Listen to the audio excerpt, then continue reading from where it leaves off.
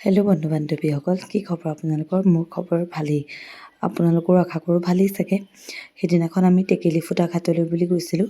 টেকেলিফুটা ঘাট বুলি কওঁতে চবেই চাগে চিনি পাইছে, শিৱসাগৰ বাকীৰ বাবে চিনাকি নাম। দিচাংমুখৰ এটা ঘাট টেকেলিফুটা ঘাট।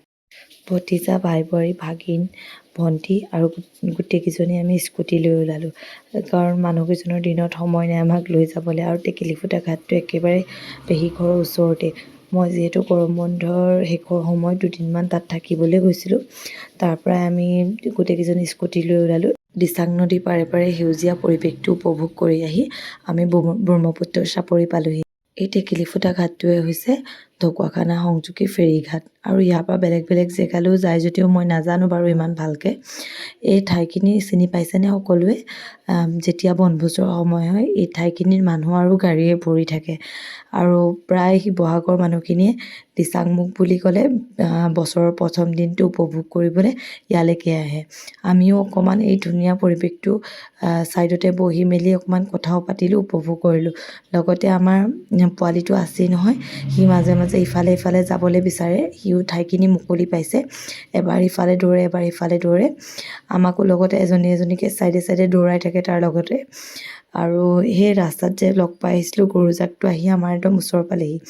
স্কুটিখন পেলাই দিওঁ নিচিনা কৰিছে গোটেই গৰুজাকটোৱে আহি। সঁচাকৈ ব্ৰহ্মপুত্ৰৰ মহিমা অপাৰ দেই। বাৰিষাৰ যেনেকৈ পানীৰে উপচি পৰে, খৰালিত আকৌ গোটেই পানী শুকাই বালিময় হৈ থাকে। এতিয়া সাগৰৰ দৰে ইটো পাৰৰ পৰা সিটো পাৰ নেদেখা নিচিনা হৈ আছে। যেতিয়া খৰালি হয় ব্ৰহ্মপুত্ৰতে আছোঁ নে বালিৰ ওপৰতে আছোঁ আমি ধৰিবই নোৱাৰোঁ। এই ঠাইখিনি একদম নিজান হৈ আছে। কেতিয়াবা যদি মন বেয়া লাগে, একদম ধুনীয়াকৈ যদি ঠাইডোখৰ বা প্ৰকৃতিৰ মাজত অকণমান সময় কটাওঁ বুলি ভাবোঁ, ইয়াতে অকণমান দেৰি ৰখি মেলি সময় কটাবলৈও বৰ ভাল হ'ব। আৰু যেতিয়া পিকনিকৰ সময় হয় এই সময়খিনিতে নাচি বাগি ইয়াত সম্পূৰ্ণ ফূৰ্তি কৰি চবেই ঘৰলৈ উভতে। আৰু এইটোৱে হৈছে সেই ফেৰীঘাট। যেতিয়া দিচাংমুখ আৰু ঢকুৱাখানা সংযোগী দলংখন হ'ব তেতিয়া মানুহৰ যাতায়াতৰ ব্যৱস্থাও বৰ সুচল হৈ পৰিব।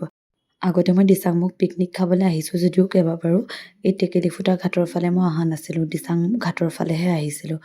আৰু এই ঠাইখিনি বৰ ধুনীয়া। এইফালেও মানুহে পিকনিকৰ সময়ত ভৰি থাকে বুলি তেওঁলোকে কৈছে ভণ্টিহঁতে। মোৰ এবাৰ প্ৰথম অভিজ্ঞতা। তাৰপিছত আমি আহি সকলোৰে চিনাকি গুপ্তা হোটেলত সোমালোঁ। গুপ্তা হোটেল বুলি কোৱাৰ লগে লগে সকলোৱে চিনি পাইছেই চাগে। এইখন আকৌ দৈ চিৰা আৰু ক্ৰীমৰ কাৰণে বিখ্যাত। দিচাংমুখ বুলি ক'লে এনেও দৈৰ কাৰণেই বিখ্যাত। ইয়াত প্ৰায় দূৰৰ পৰা মানুহবোৰ, শিৱসাগৰ টাউনৰ পৰা মানুহবোৰ দৈ চিৰা খাবলৈ কাৰণে আহে, আৰু নহ'লে দৈ খাবলৈ কাৰণে আহে। আমিও দৈ খালোঁ বাৰু। লগতে ইয়াত ভণ্টিয়ে জলপান খালে, আমি জলপান নাখালেও পুৰি আৰু চাহ খালোঁ। তাই জলপান খাই ল'লে। আমি ঘৰলৈ দৈ আৰু ক্ৰীম লৈ গৈছোঁ। তাই ক'লে মাহঁতৰ কাৰণে লৈ যোৱা তুমি, মাহঁতে খাই ভাল পাব বুলি। আৰু মই সেইটো কাৰণে তাই কোৱা মতে লৈ আহিলোঁ। প্ৰথমতে বাৰু মই আনিম বুলি ভবা নাছিলোঁ, বেয়া হৈ যাব বুলি। ভিডিঅ'টো আজি ইমানতে। যদি ভাল লাগে লাইক কমেণ্ট শ্বেয়াৰ কৰি দিব। Thank U.